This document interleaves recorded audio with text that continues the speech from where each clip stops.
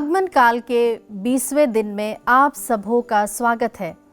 प्रभु यीशु के सामर्थ्यवान नाम में आप सबों को जय यीशु। मैंने आज का विषय लिया है शैतान का सामना कैसे करें। संत पौलुस रोमियो के पत्र अध्याय 7 पद संख्या 18 और 19 में इस प्रकार कहता है, मैं जानता हूँ कि मुझ में अर्थात मेरे दैहिक स्वभाव में थोड़ी भी भलाई नहीं, क्योंकि भलाई करने की इच्छा तो मुझ में विद्यमान है, किंतु उसे कार्यान्वित करने की शक्ति नहीं है।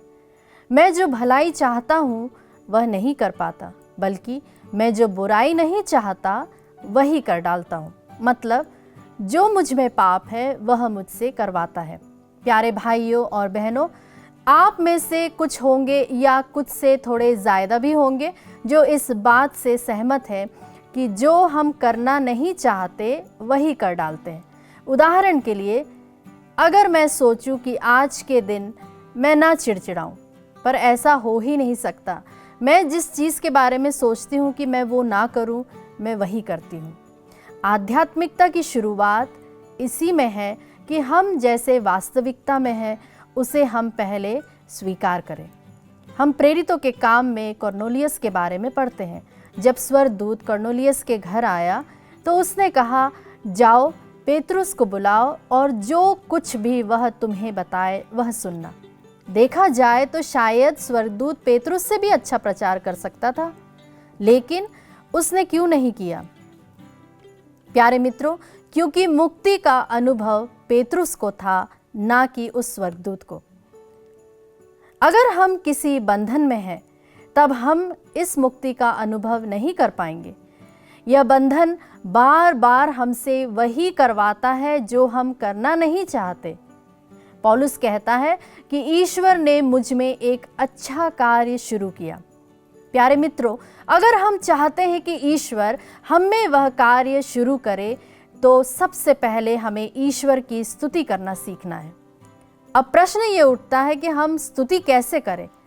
हम दिल से स्तुति करें, उसकी ओर देखें और याद करें कैसे उसे खीलों से ठोका गया, कैसे उसने कोड़े खाए, कैसे उस पर थूका गया, कैसे उसे अपमानित किया गया, कैसे हमने कई बार उसका साथ छोड़ा पर वह सदा हमारे साथ निष्ठावान बना रहा।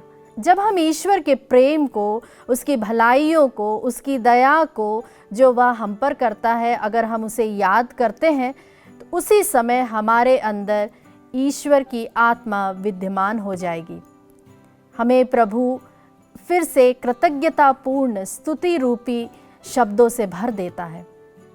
हम देखें, ईसाया नबी अपनी पुस्तक में और यीशु फरीसियों से कहते हैं कि ये सिर्फ अपने होठों से मेरा स्तुतिगान करते हैं, पर उनका दिल मुझसे दूर है।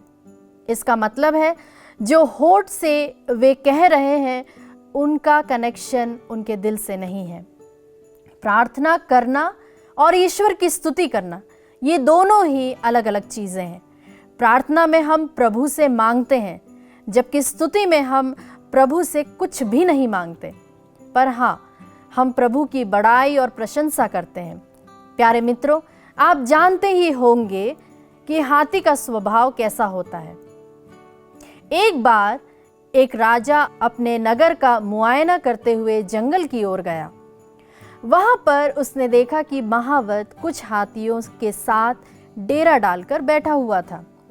वहां उसने जो दृश्य देखा वह उसे चौंकाने वाला था।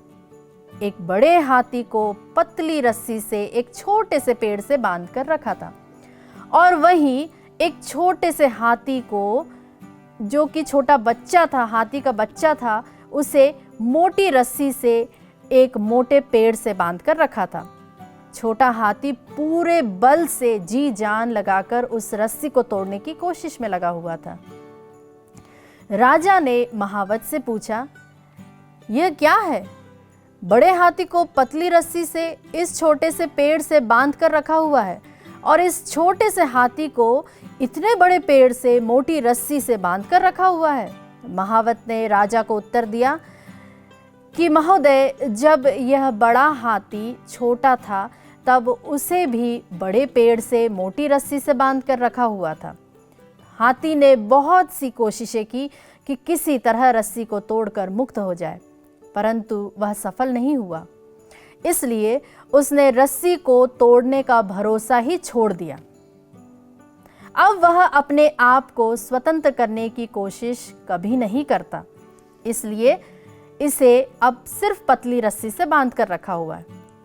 जब ये छोटा हाथी बड़ा होगा तब उसे भी पतली रस्सी से ही बांधा जाएगा। राजा को अब ये बात समझ आ गई। प्यारे भाई और बहनों, हम में से कई लोग इस बड़े हाथी के समान ही होंगे। अगर हमारे जीवन में कोई बड़ा संकट या मुसीबत आ जाए तो हम उसका बड़े साहस के साथ सामना करते हैं, परंतु अगर असफलता का सामना करना पड़े तो हम कोशिश करना भी छोड़ देते हैं।